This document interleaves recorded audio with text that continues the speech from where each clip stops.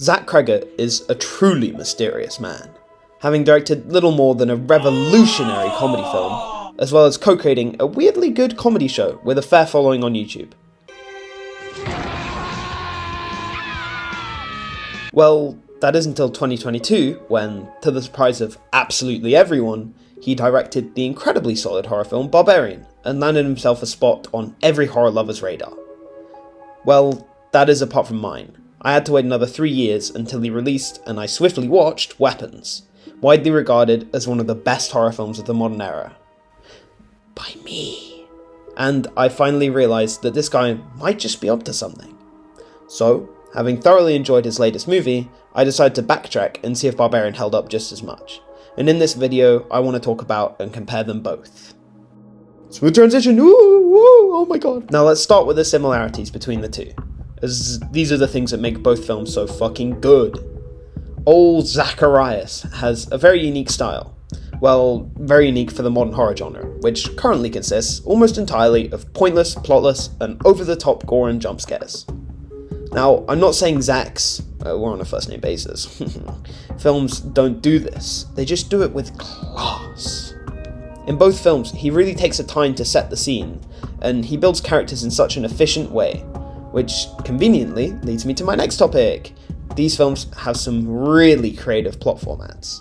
They each shift dynamically between characters in different ways, constantly keeping you guessing, even when you think you have the plot nailed. Now, for regular films, this type of shit happens all the time. You can pick any one Christopher Nolan film and practically guarantee a plot-induced aneurysm. But you have to keep in mind, Big Z does all of this while simultaneously keeping tension, balancing it with slower, dialogueless, is that a word, and creepy parts, and of course the occasional jump scare. Oh my god, jump scares, what a coincidence! My next point is about those. Wow, I really am clever. Okay. The third similarity is how Zach handles jump scares, or should I say, how he doesn't. For most horror films, jump scares are teed up nicely with a cut in the music, maybe some nice heavy breathing, creaky floorboards, or a good old trusty heartbeat, followed by a nice, albeit predictable, scare. What Zach does, however, is keep the build-ups, but remove the scares. Again and again, he'll tee one up just to keep tension building more and more. This is especially brutal in Weapons, where the monster isn't revealed until about 2/3 in, meaning this tension was free to build until, when Zach finally does let a scare slip, I was simply left with no other option than to publicly embarrass myself and scream at the top of my lungs in a crowded cinema. Good thing someone else did it too, right? Right? Okay, I'm gonna do more of a deep dive into both films, so if you don't want them spoiled, why the fuck did you click on this video? Come on, go watch Weapons, it's insane, I promise. Right, I'll start with the better of the two, Weapons, then start comparing it to its older and more decrepit brother. Oh shit, I should have drawn that out to keep you guessing. I mean, let's start with Weapons before we see how it stacks up against Barbarian. Will it be better? Who knows? First off, the plot. This film truly feels like Zach had a real zinger of an idea that he wanted to get down. A true story, well, a supposed true story, about kids going missing, with an awesome crux involving people essentially turning into heat-seeking missiles, with only death on their minds, targeted on some poor, blissfully ignorant soul. Well, apart from in the ending, but we'll get to that soon. This, unlike Barbarian, led to some really creative deaths and fight scenes, as well as being able to keep the mystique and terror of not knowing what the antagonist is for far longer.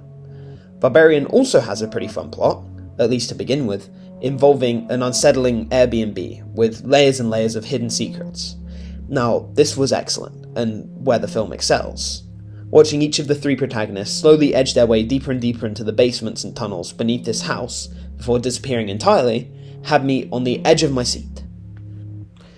That is, right until the incredibly bland, uninspired, and frankly not even scary monster appears, where, instead of scream, I genuinely just sighed. Oh, it's another one of those films, I begrudgingly thought to myself. Now, it does stay interesting, with Zach's signature layered plots and switching protagonists constantly breathing new life into the plot. But a plot shouldn't fucking need CPR to stay interesting! Okay. Let me just say, I still think Barbarian is really cool. I just really, really wanted it to be as good as Weapons. And it really felt like it could have been at the start, but it just flatlined, and it fucking sucks. Don't get me wrong, the whole film is a fun watch, but I don't want a fun watch. I want to be scared. Come on, I'm a masochist. Give me pain and suffering. And oh boy, Weapons gave me that in droves. The whole film just has this air of confidence. It doesn't need nighttime slow walking scenes to build tension. It does it through a genuinely mysterious premise and an extremely creative structure. Oh yeah, the structure. It's literally the most important aspect of the film.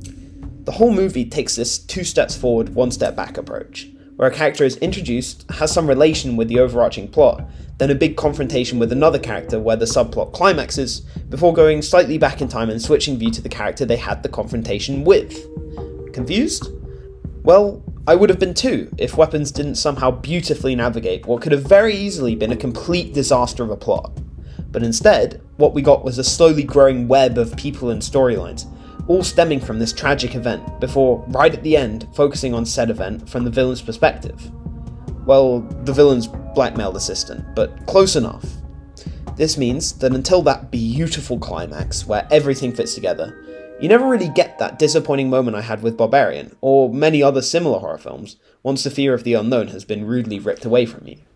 But alas, no film is perfect. And while I think that the very last scenes were better than a lot of people make them out to be, they still leave a lot to be desired. The film basically takes a complete 180 in its tone, changing from incredibly dark and suspenseful to laugh out loud funny in an instant, with, spoiler alert, the main antagonist being chased around screaming by a pack of rabid children, smashing through houses until finally being torn limb from limb in one of the most bizarre sequences since The End of the Substance. Yeah, that film was fucked. Then, before any sort of satisfying resolution can occur, the fucking credits roll. I left feeling both ecstatic and like I'd been fucking robbed of the last 5 minutes of my film. But anyway, at the end of the day, Zachary fucking cooked with both of these films, and they remain extremely entertaining and scary. So, if you need a good recommendation, Barbarian is free. At least in the great land of the tea drinkers, where I'm at. And Weapons is well worth buying a cinema ticket for. That is, if it's even in cinemas anymore by the time I finish editing this fucking video. Catch you in the next one.